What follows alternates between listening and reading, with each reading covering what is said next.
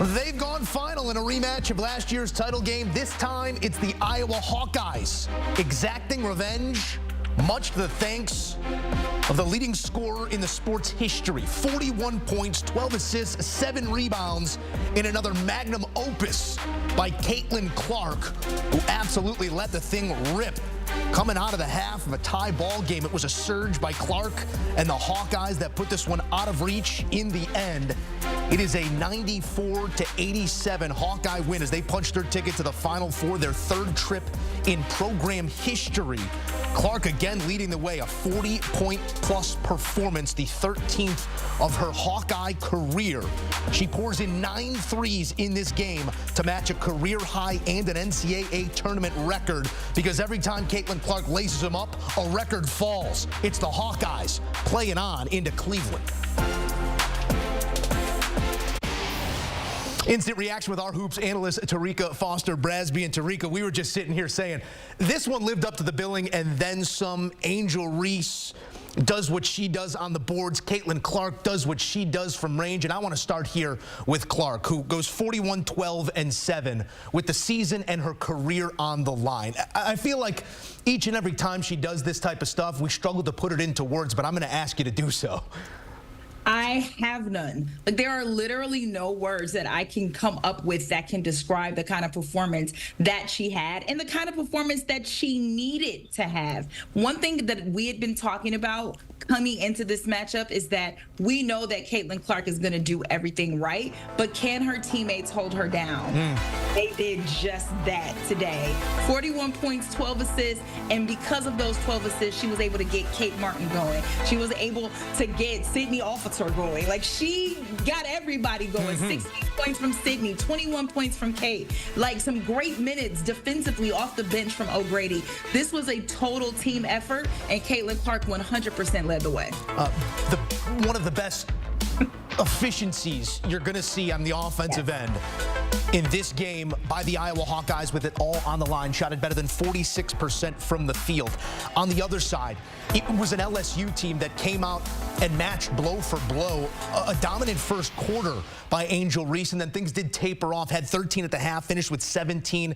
Did not play in the final couple minutes because she fouled out here. But 20 boards, 10 on the offense, 10 on the defense. Dominant by Reese as well. But it seemed like something changed. What was the adjustment from the first half to the second half that Iowa made to nullify what Reese was doing?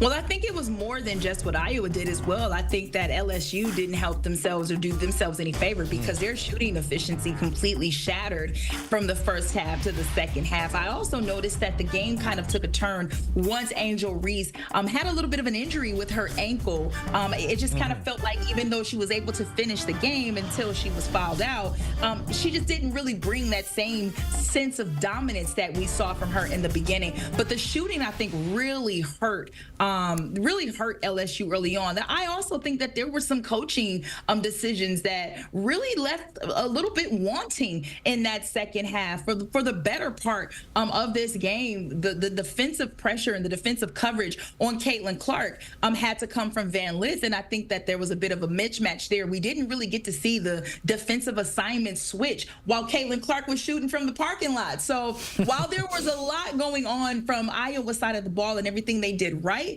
LSU didn't make the proper adjustments at the necessary time, which really kind of let this game split open a bit. While the final score is a 7-point differential, it felt a little bit more dominant from Iowa towards the end of that fourth quarter than the score would indicate. Yeah, certainly lopsided in the late set of this game, but you point to it, Flau'jae Johnson did have a number of possessions late in this game guarding Caitlin Clark, and it was as stifled as we saw Clark throughout the night, but we did not see that until around the fourth quarter. I want to talk to you a bit about pace here, because we're looking at 181 points, if my quick math serves me correct here.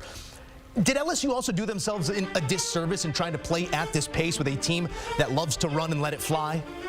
Yeah, I think that it was actually a bit surprising to me to see how quickly this game came out, and also to see the scoring at the half.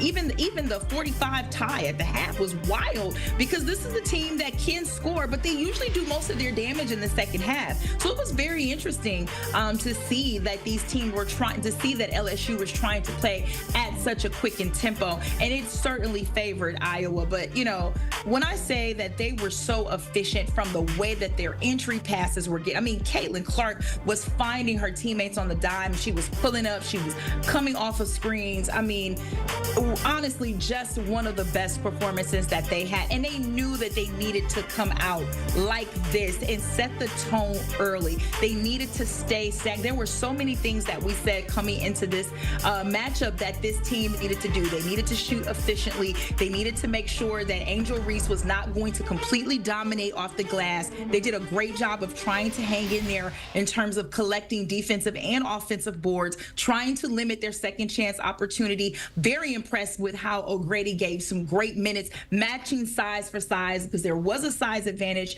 between Angel Reese and Hannah Stalky. I believe that Lisa Bluter did a great job in terms of making the necessary adjustments when necessary, and also just trying to limit how much Angel Reese was going to be a factor as this game continued. And she did a great job of it. The back-to-back bid for LSU comes to a stop here at the hand of the team that they beat in the national title game a year ago. I mean, this is the storybook stuff, and the legacy of Caitlin Clark somehow, some way extended once again in this moment. But we'll offer, and we'll have opportunity to offer even more thoughts on Caitlin Clark in the night and in the days to come.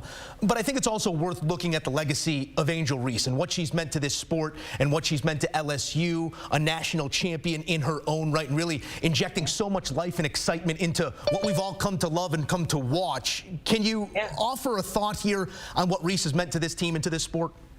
Oh, absolutely. I mean, when we talk about why women's basketball is at the height of its popularity, we have to include Angel Reese. As a matter of fact, I mean, when you look at NIL, when you look at social media presence, when you look at the way that the culture has shaped around women's basketball, Angel Reese is leading the way.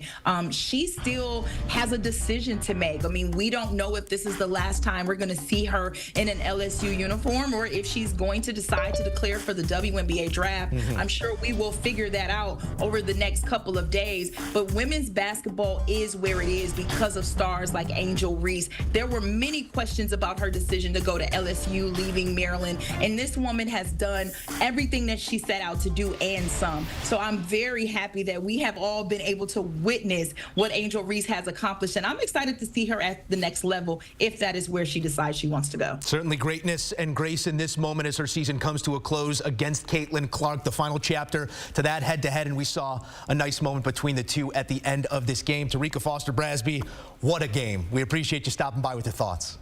Thanks, Joe.